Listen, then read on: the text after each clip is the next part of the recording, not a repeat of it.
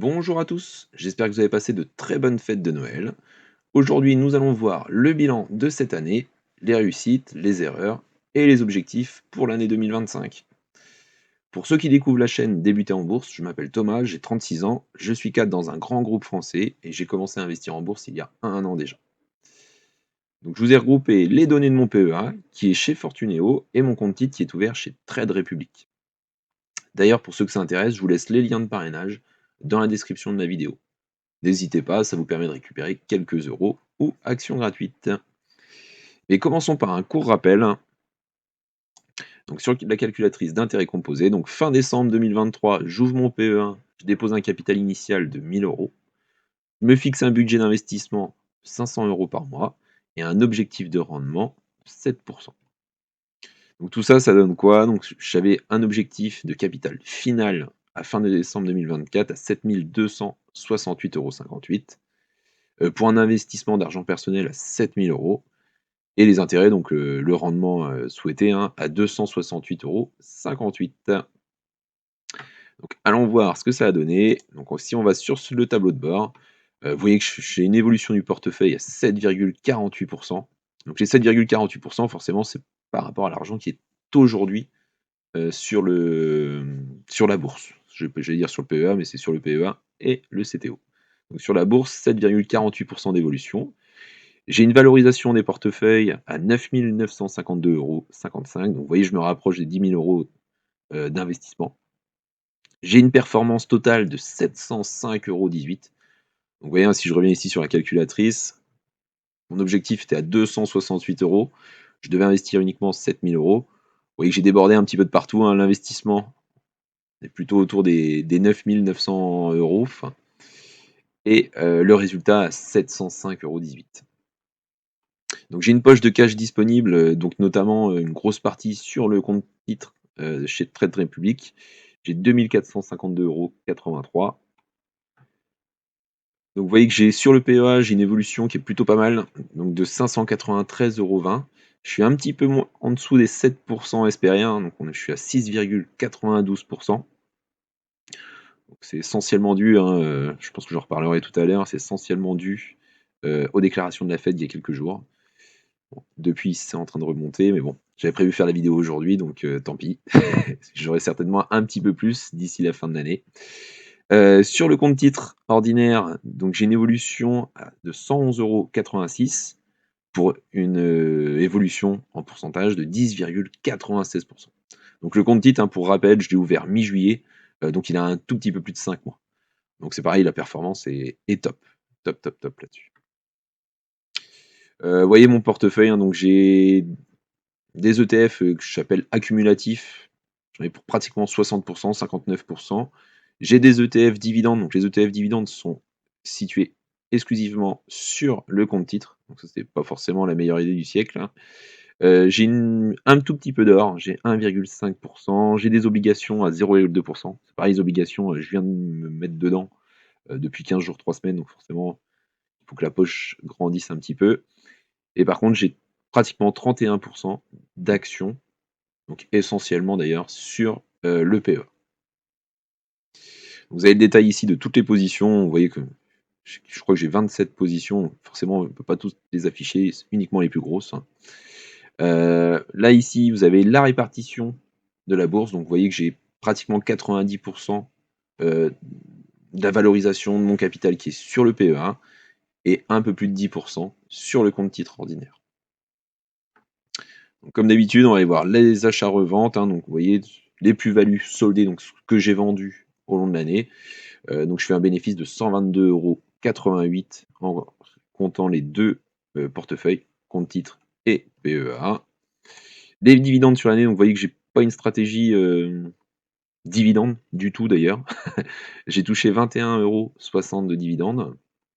Et d'ailleurs, j'ai même arrêté la stratégie dividende sur le compte titre. En intérêt, donc ça c'est uniquement sur Trade Republic, donc sur le CTO, j'ai touché 30,53 € d'intérêt cette année. Comme je disais tout à l'heure, je l'ai ouvert le 14 juillet ou 15 juillet. Forcément, ça a commencé à partir du mois d'août. Allons voir le portefeuille. Vous voyez, ça fait un paquet de lignes quand on groupe tout ça. Donc je les ai triés ici par ETF. Donc j'ai 5 ETF accumulatifs.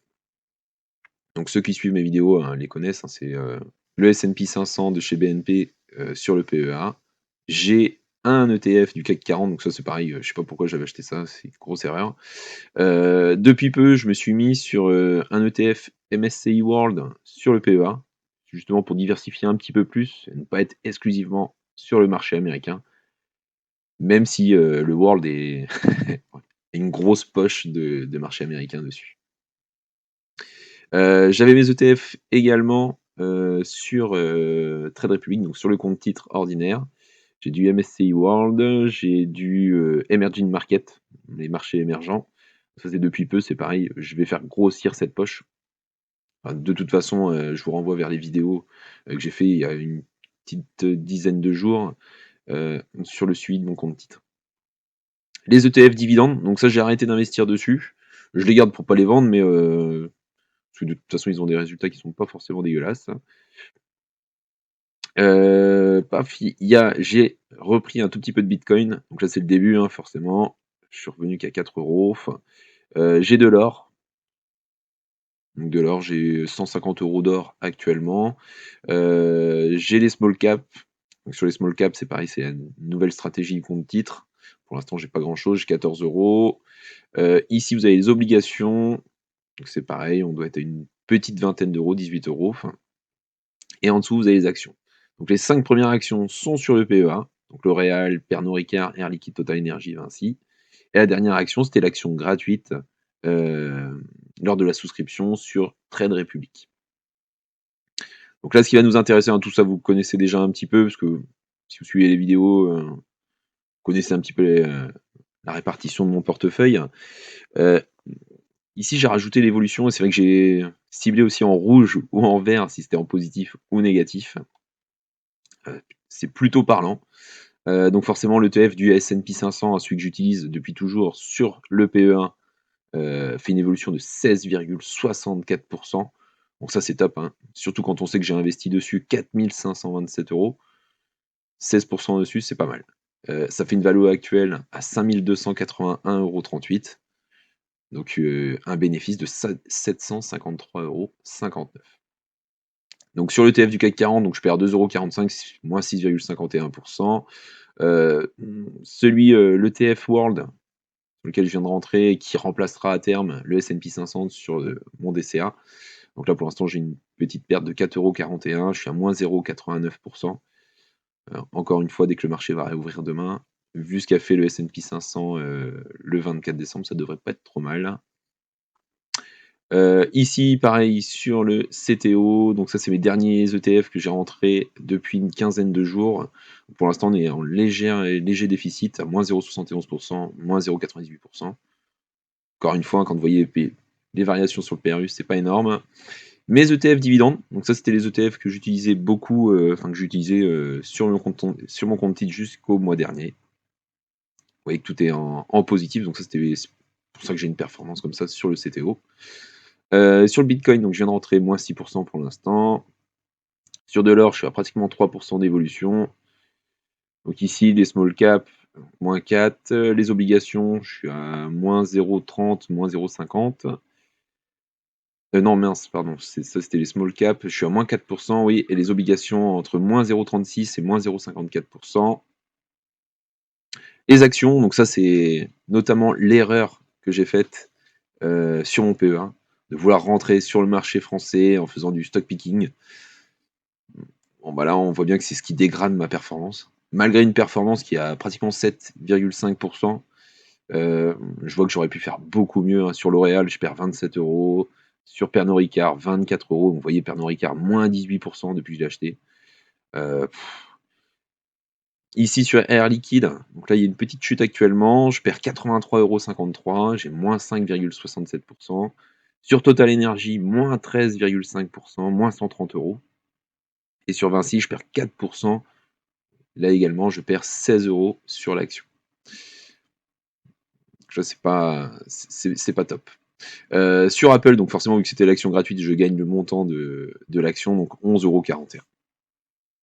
Donc vraiment, si j'ai un bilan à faire, Les ETF du S&P, et notamment les ETF d'ailleurs, de toute façon, performent mieux que les actions, sauf si on est vraiment un professionnel du stock picking, mais la chaîne, ça reste quand même débuter en bourse.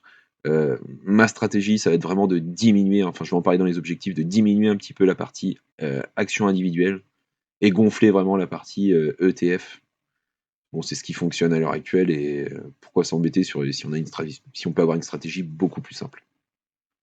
Et oui, par contre, hein, c'est les actions individuelles, grosse chute ici. Donc j'ai une plus-value latente sur mes portefeuilles de 530 €. Donc la plus-value latente, c'est vraiment ce qu'on gagne sur les actions qui sont actuellement investies en bourse. 122 € de plus-value des positions soldées, donc ce que j'ai vendu. Les dividendes, j'ai touché 21,60 €, les intérêts 30,53 €. Donc si on additionne tout ça, donc je fais un bénéfice de 705,18 €. J'ai une poche de cash disponible de 2 400,52 €. L'évolution du portefeuille, ce que je disais tout à l'heure, 7,48%. Et ici, bah forcément, c'est pour faire mon diagramme que j'avais, enfin mon graphique que j'avais sur le tableau de bord. 59% d'ETF accumulatif, 8% d'ETF dividende. La crypto, bah forcément, je viens d'y rentrer 0,04%. J'ai 1,53% d'or. Les small caps 0,13, les obligations 0,18 et en action 30,87. Donc l'objectif, hein, ça va être réellement de faire baisser ça peut-être jusqu'à 20%. Donc les actions, gonfler les obligations, gonfler un petit peu les small caps. L'or, il faut que ça monte un petit peu également. La crypto, bon, je pense que je me laisserai aller jusqu'à du 1% du portefeuille. Ça reste des choses extrêmement volatiles. Et l'ETF dividende va être amené à fortement diminuer parce que je ne vais plus investir dessus. Donc également pour faire le bilan, donc j'ai touché 630 € de prime de parrainage, donc ça je vous remercie énormément. J'ai réalisé des apports à hauteur de 10 131 € cette année. Donc le PEA, la valorisation de mes positions à 8 866 € et la valorisation sur le compte titre à 1 085,79 €. Alors on va aller voir tout de suite les objectifs pour l'année 2025. Donc l'objectif 2025, je reste sur une rentabilité supérieure à 7%, par rapport à d'autres youtubeurs qui ont parlé de 10, 15, 20% par an. Bon, je pense que ça reste plutôt honnête de viser une rentabilité supérieure à 7%. Je compte investir un petit peu plus, donc 650 € par mois sur la bourse, le CTO, LPEA. Et ce que je vous disais tout de suite, hein, je compte rééquilibrer les ETF, donc World, Emerging Market, l'or, l'obligation, Bitcoin, avoir quelque chose d'un peu plus moins ciblé essentiellement sur les États-Unis et être un petit peu plus diversifié. Donc diversifier les investissements également, donc peut-être rentrer sur une plateforme supplémentaire, hein, donc sans vous le cacher, je viens de rentrer sur Bien Prêté. Donc ça restera une petite poche d'investissement. Je reste fixé sur la bourse en top priorité. Mais bon, Bien Prêté, ça me paraissait plutôt pas mal. J'ai la première brique aussi pour les SCPI, mais comme un abonné me le mettait en commentaire sur la dernière vidéo, le taux d'imposition est énorme sur les SCPI, donc pour l'instant, j'y suis pas, je ne sais pas trop si j'irai. Et diminuer la part de stock picking, donc c'est vraiment les actions à environ 20%, 20% du portefeuille, voire peut-être moins. Voilà, donc on arrive au terme de la vidéo. J'espère qu'elle vous a plu. Je pense qu'on se retrouvera maintenant plus que l'année prochaine. Je vous souhaite à tous de bonnes fêtes de fin d'année. Et surtout, si vous n'êtes pas abonné, n'hésitez pas à vous abonner et à aimer la vidéo. À bientôt les amis!